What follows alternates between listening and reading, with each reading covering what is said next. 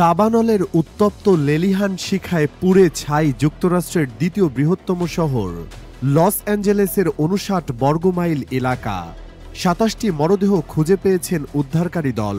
তাদের ধারণা মৃতের সংখ্যা আরও বাড়তে পারে।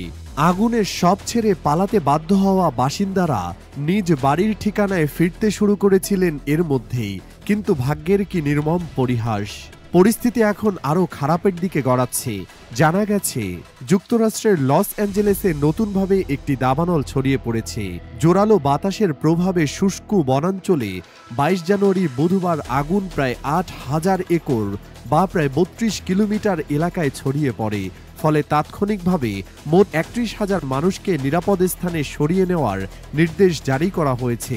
খবরটি জানিয়েছে ব্রিটিশ বার্তা সংস্থা রয়টার্স। লস অ্যাঞ্জেলেস শহর থেকে ৮০ কিলোমিটার উত্তরে এই দাবানল ছড়িয়ে পড়ছে। অল্প সময়ের মধ্যেই নতুন দাবানল ইটন ফায়ারের অর্ধেক আয়তনে পৌঁছেছে।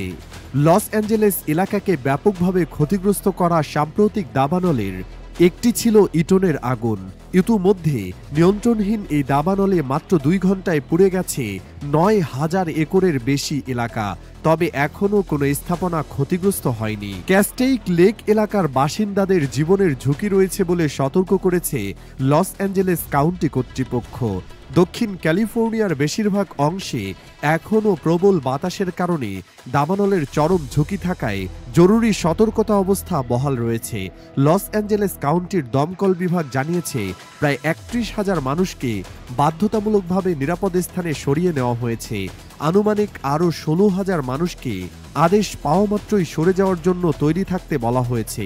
লস অ্যাঞ্জেলেস কাউন্টি, ক্যালিফোর্নিয়া রাজ্য এবং ইউএস ফরেস্ট সার্ভিস যৌথভাবে আগুন নিয়ন্ত্রণে কাজ করছে।